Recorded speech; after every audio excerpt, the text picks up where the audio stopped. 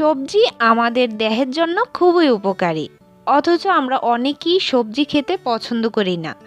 কিন্তু এই সবজিটা একটু যদি মুখরোচকভাবে তৈরি করা যায় তাহলে কিন্তু সবাই খাবে 100%। আজকের আমার এই রেসিপি ফলো করে যদি তৈরি করতে পারেন একদম হোটেলের মতোই স্বাদ পাবেন, বরঞ্চ তার থেকে বেশি স্বাদ হবে।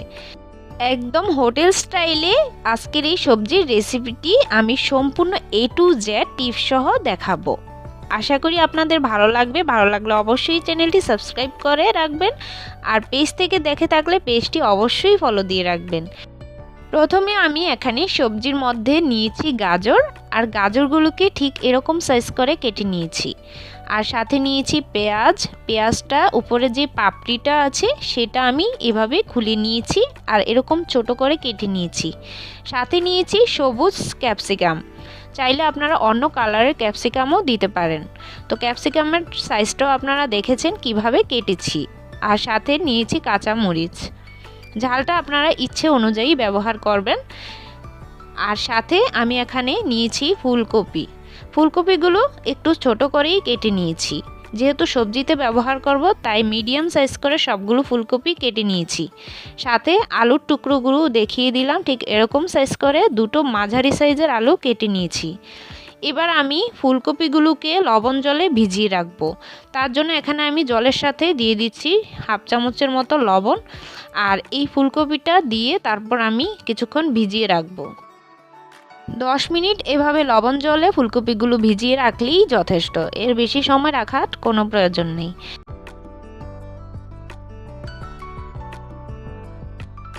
ফুলকপিগুলো ভিজতে ভিজতে আমি এইদিকে একটা পেস্ট তৈরি করে নিব। দুটো মিডিয়াম সাইজের টমেটো আমি একটু মোটা করে কেটে নিয়েছি, সেটা আমি ব্লেন্ডারের জারে দিয়ে দিলাম। সাথে একটু মোটা করে কাটা দুটো পেঁয়াজ দিয়ে দিলাম। ঠিক একইভাবে সবগুলো মোটা করে কেটে নিয়েছি। আর সাথে দিয়ে দিচ্ছি রসুন, আর এখানে গোটা রসুনের কোয়াগুলো বের করে তারপর দিয়ে দিলাম। সাথে এরকম আদার স্লাইস করে নিয়েছি। সাথে দিয়ে দিচ্ছি দুটো কাঁচামরিচ, এটা জাস্ট একটু ফ্লেভারের জন্যই দিয়ে দিচ্ছি। এবার ঢাকা দিয়ে আমি ব্লেন্ড করে নিব, আর একদম স্মুথ একটা ব্যাটার তৈরি করে নিয়েছি। তো পুরো মিশ্রণটা আমি ঢেলে নিচ্ছি। এবার ব্লেন্ডারের জারটা ধুয়ে যে জলটা আছে সেটাও এর সাথে মিক্স করে দিব।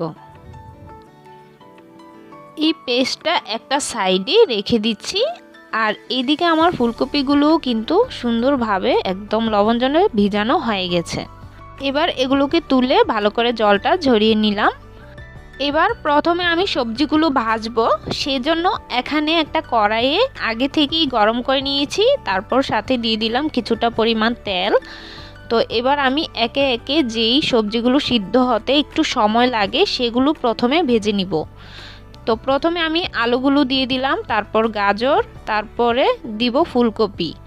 যেহেতু এই তিনটা সবজি একটু সিদ্ধ হতে সময় লাগে সেজন্য এগুলোকে আগে ভেজে নিব। সাথে দিয়ে দিচ্ছি লবণ আর সামান্য একটু হলুদের গুঁড়ো।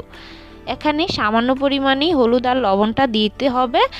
এবার এই তিনটা সবজি খুব ভালো করে মিক্স করে নিলাম লবণ হলুদের সাথে।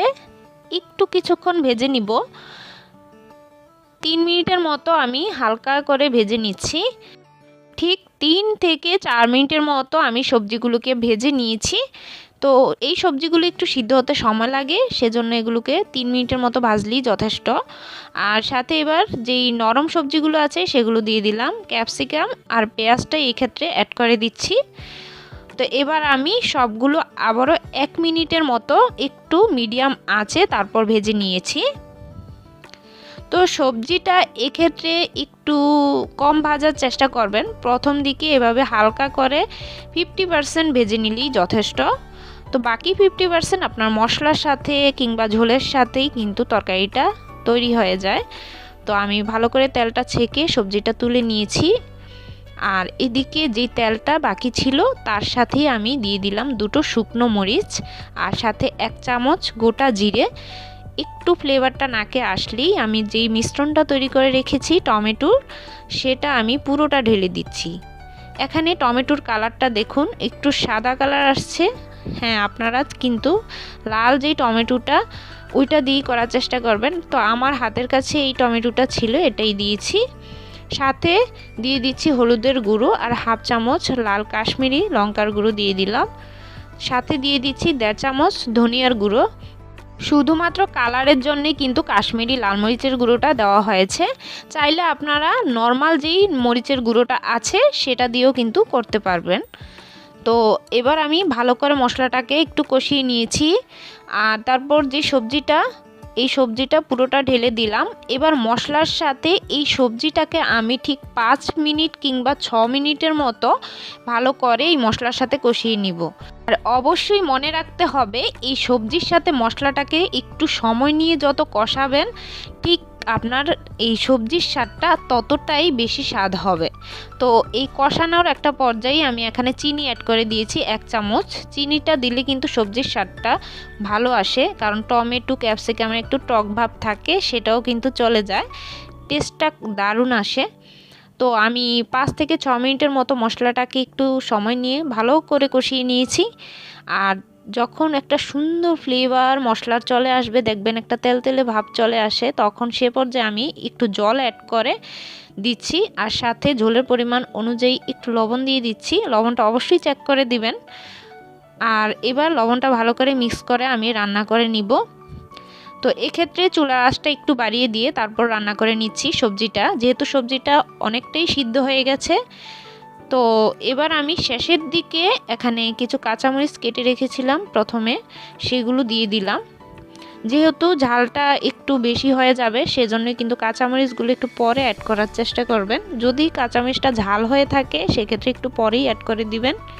তো শেষের দিকে আমি ধনিয়া পাতা কুচি দিয়ে তারপর নামিয়ে নিব সবজিটা। চাইলে আপনারা গরম মশলার গুঁড়োটাও কিন্তু দিতে পারবেন।